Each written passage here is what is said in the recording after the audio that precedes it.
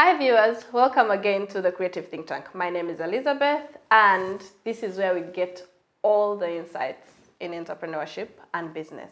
This is a continuation of last week's episode of the financial literacy in business. And in this episode, we'll be bringing in the concept of management and costing.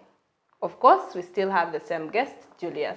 He is going to introduce himself a little bit again for those that didn't get his introduction in the previous episode, so that we can kickstart off.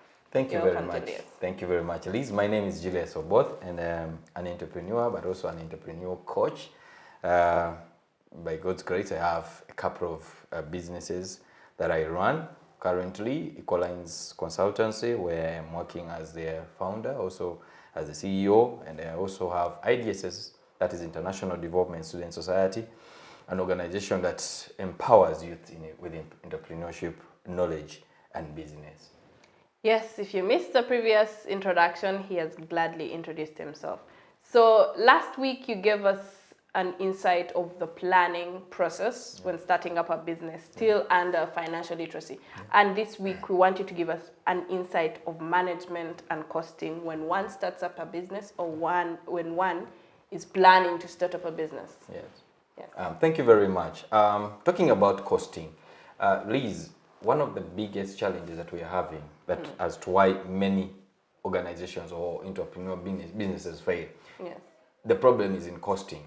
When we were learning this under International Labour Organization, it had a challenge with people understanding how to cost products, even the people that I was studying with. But costing is important. Why? Because every time you understand that I am going to put a certain price tag on something, and then you realize how much profit is going to come from that. Sure. For example, we're giving an example. If I come in a shop and I buy, you're selling clothes, and on these clothes, somebody comes and takes 2 clothes at 80,000. Yes, you might have bought these clothes at maybe 30. You may think that you're making a profit of 20,000, but on that 20,000, on that cloth, you must calculate your meal, you must calculate your rent, you must calculate your bills. That we're talking about electricity, we're talking about the water, we're talking about the transport, we're talking about somebody who's looking for school fees. So everything that is in the business, that's why we in costing, we have what we call the indirect costs and the direct costs, and then when you add the indirect costs and the direct costs is when we can have the total costs. Okay. So many times we go with the direct costs, that I bought this dress at 30,000 and therefore I'm going to cost it at 40,000. But how many? 10,000 of a profit. Yes. But how much have you costed? What are the indirect costs? Because we need to total up on each dress. For example, if we have 10 dresses, then we are going to divide them, by the amount of money that we have. For example, if I pay, I use 10,000 shillings on my airtime every week. Now, on the 10 dresses, I must divide that each dress is going to contribute 1,000. So it is the 1,000 that I get and I put on that dress for airtime. Okay. And that's what costing is. So you calculate and divide how much each item, each product that you have. For people who are doing services, for example, like us who are doing training, our indirect costs are in the transport. Our indirect costs are in the electricity we have. We are hiring offices. Our indirect costs are in the airtime. The research? Yeah, we are on the research, So all these ones we calculate and then we divide by the number of trainings or services that I have. Okay. And then I can put, if it's only one training, obviously, then you're going to cater for that. That specific service has to cater for everything that is on that training. So you'd want to say the reason as to why some of these small scale businesses are failing is because they do not do their costing right? Thank you very much. That's the right thing. The costing is very important because, like last week, we gave an example of the person who was making bracelets. Yes. And she thought everything, she will get a profit of 10,000 from the 30 bracelets of 2,000, But she didn't know that she incurred transport to go to town, which costed her over 5,000. This is a person who's in Imbuya. You have to get to a taxi, 2,000, and then you have to move and maybe come back, another 2,000 or 3,000. So that's already transport. You need airtime. You call the person, are you there today? Yes, that's, So how much are you saving on that? So costing is very important, that before you put a price tag on a product, understand how many indirect costs that you've incurred, and you put that price on that product. Okay. Then you put the direct cost. That's why we say total cost equals direct cost plus the indirect cost. Then you get the total cost, or sometimes plus the direct labor cost. Where we say now, okay, plus me now, my salary. And my time. And then I say, okay, fine. Then that is the total cost of the product. Okay, wonderful. Yeah. So where does the concept of management, where does it come in? Now, under management, I have just three things that I look to, especially when we talk about the form analysis, that is planning, organizing, and then managing. Okay. And in that, I told you that we plan for the human resource, we plan for the resources, and then we plan for our clients. And then you organize your clients, you plan for the resources, and then you organize the resources, then organize the human resource. And then now we are talking about the management. Now, under management, we're talking about we are managing our finances, we are managing our clients, and then we are managing our human resource. Many times we focus on managing clients, but also we have to manage our own staff. I tell people administratively, if we don't facilitate our staff, our performance goes down. So before I start up a business, I understand I have to know how many clients do I need. Okay. And then can I manage them? If I need 2, I'll cater for the 2. So I'm not going to go because there's a friend of mine who started up a business and he got very many marketeers so that they can go out there. But he couldn't pay them.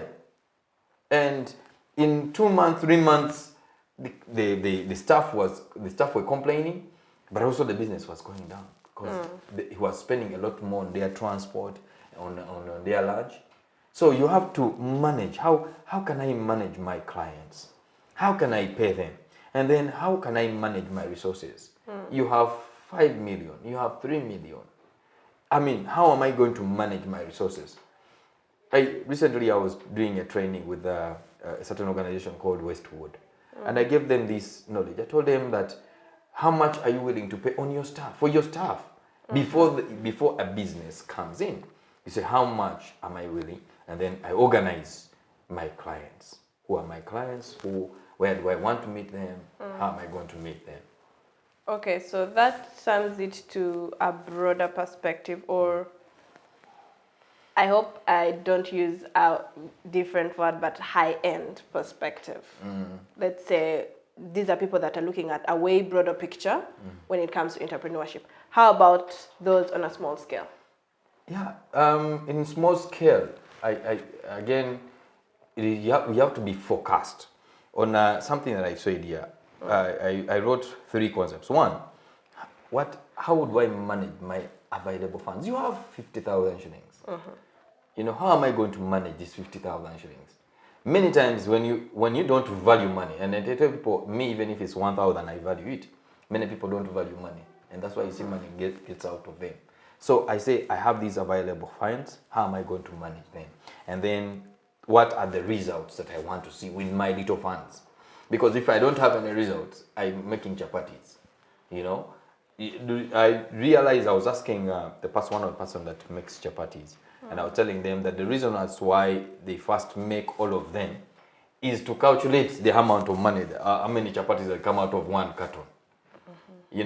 But if you are going to make chapatis and you just keep on cutting and then you go out, then you will never know. Sure. So the results are important. With the little business, you say, how much do I have? What are the results of the little money that I have? And then lastly, how am I going to increase on these small results? Yes. So as we come to the end of this episode, I want you to give, as a business coach, Yeah. you're going to find that young people today, out of desperation, tend to jump into any kind of business just because a friend said do so, or because a friend is fully adopting to it and they're earning from it, just because a friend has fully succeeded from it. Then we totally lose it out. We do not know whether we should go into the charcoal business, the gin arts, the bracelets, all that. What advice can you give these young people that want to start up a business but are, being pulled by different forces or because of the lack of others?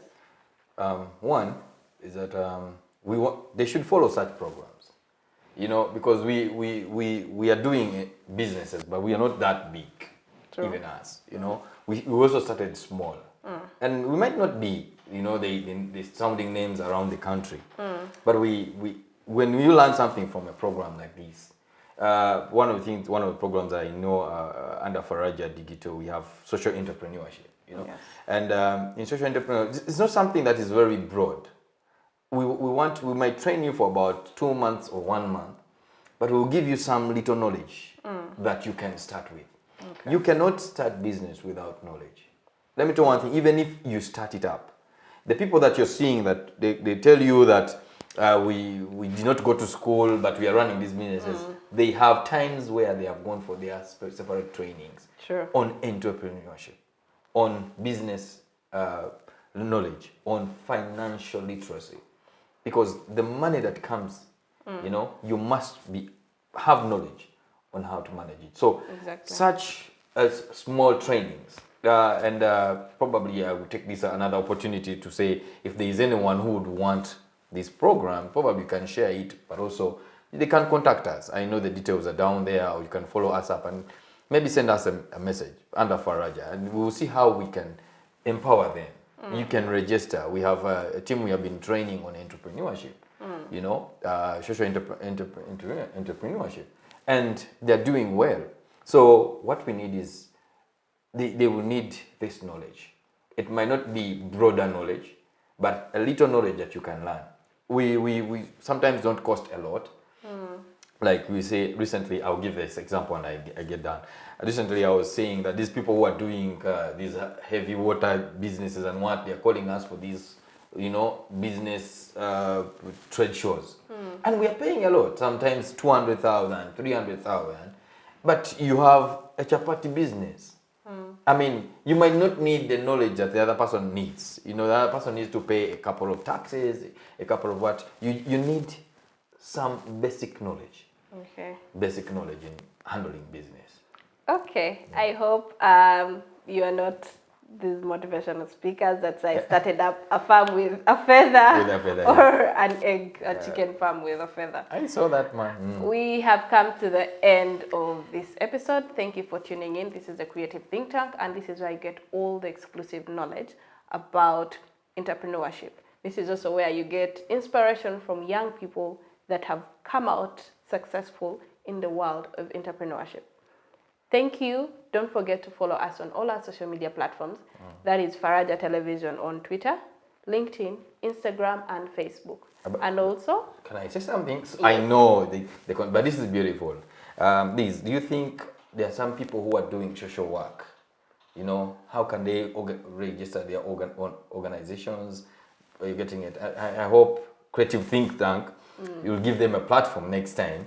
Because somebody is there and saying that I did development studies, I did social works, I want to open up my NGO, what can I do? And they're only talking about business. I hope that platform will come in Creative Think Tank.